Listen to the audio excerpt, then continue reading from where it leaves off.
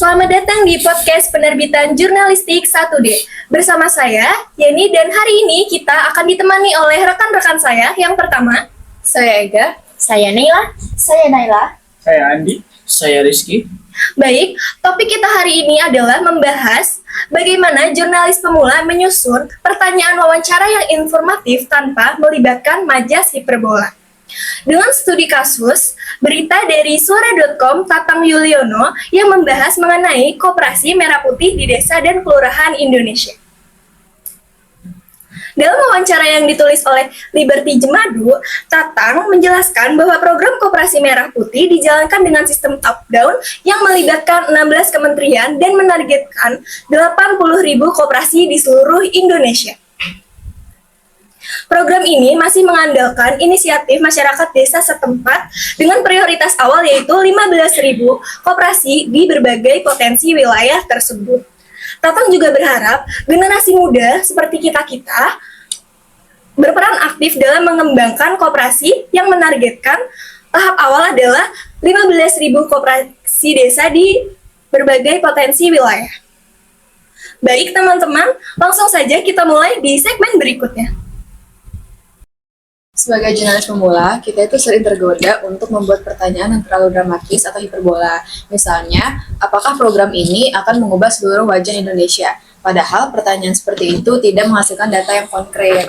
Betul, padahal tujuan dari wawancara berita sendiri adalah untuk mendapatkan informasi yang faktual, tidak untuk membesar-besarkan apa yang sudah terjadi. Jadi, pertanyaan itu harus tersampaikan secara lugas, intelektual, dan langsung pada intinya. Baik, contohnya seperti Pak Liberty Junedi dari suara.com yang mewawancarai Pak Tatang dengan gaya bahasa yang tidak bombastis seperti apakah Bapak menjadi penyelamat dari 80.000 dari koperasi di seluruh Indonesia? Yang ia lakukan adalah bertanya secara spesifik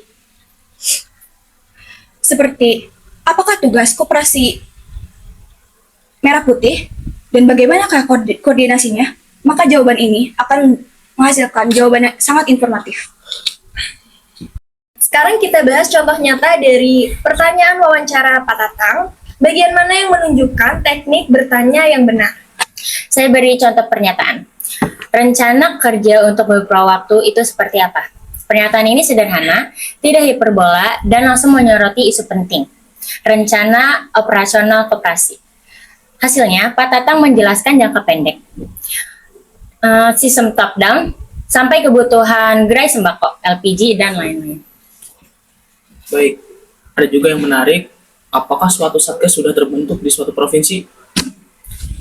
Pertanyaan ini cukup aktual, karena secara langsung pembaca atau penjawab membuat kita tahu ada suatu provinsi yang belum terkendali seperti Papua. Bandingkan jika pertanyaan itu dibuat hiperbola.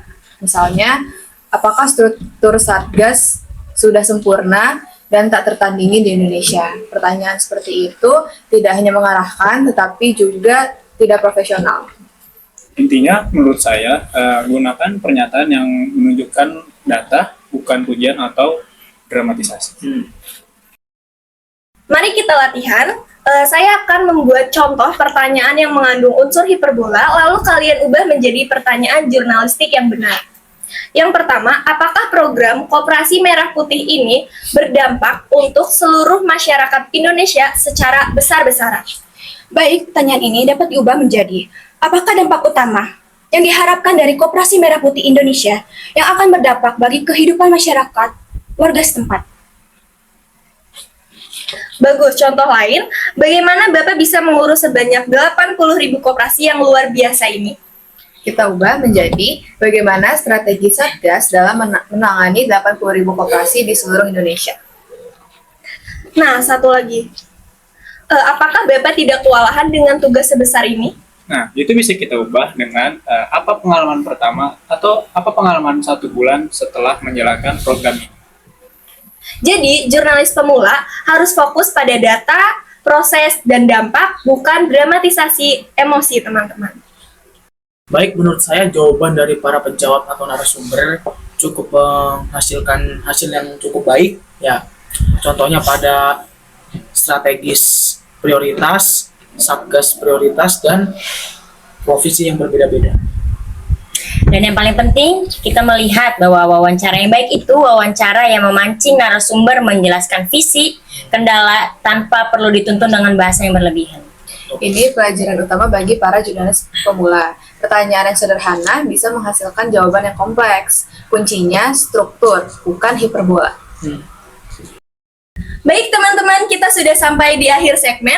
Hari ini kita mendapat bahwa jurnalis pemula itu harus pertama, menyusun pertanyaan faktual. Yang kedua, tidak menggunakan gaya bahasa majas hiperbola. Yang ketiga, berfokus pada data, dampak, dan proses. Dan yang terakhir, menggunakan wawancara sebagai alat penggali informasi, bukan membangun dramatisasi. Terima kasih kepada Ega, Naila, Andi, dan Rizky. Sampai jumpa di podcast berikutnya. Salam jurnalistik!